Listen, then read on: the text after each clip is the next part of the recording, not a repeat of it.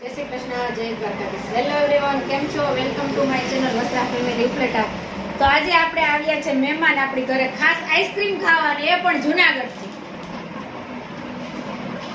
જય શ્રી કૃષ્ણ. જય શ્રી કૃષ્ણ.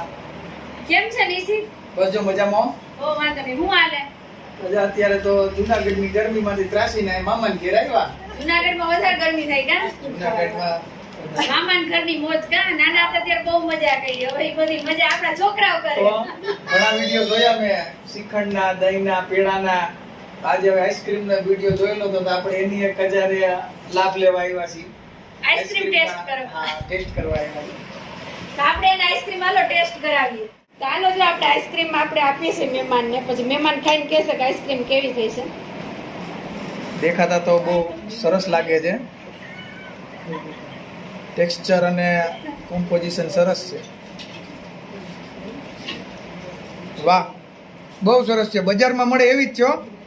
સ્વાદમાં ના, હા, બહુ સરસ છે. હા, તો સારું લ્યો. તો આવજો આવી રીતના અમારા ઘરે આઈસ્ક્રીમ ખાવા. હાલો. બહુ સરસ ટેસ્ટ છે એટલે તો કહું. Ice cream is very best. ના ના, બહુ સરસ છે. વિકલ, એ લઈ જાઓ. છોકરાઓનું ઈ લેજો. બહુ સરસ છે. બજારમાં મળે એવી જ છે. ફ્લેવર પણ બહુ સરસ છે. ઘરની થાળી હોય બજાર. બહાર ખાવા કરતા ઘરે બનાવેલી બહુ સરસ, હેલ્ધી અને વગર કોઈ પણ કેમિકલ વગર બહુ સરસ છે. કોઈ પણ પ્રકારની ભેળસેળ વગર બજારમાં અત્યારે અધધન કેમિકલ અને શું નાખે છે એ આપને ખ્યાલ નથી.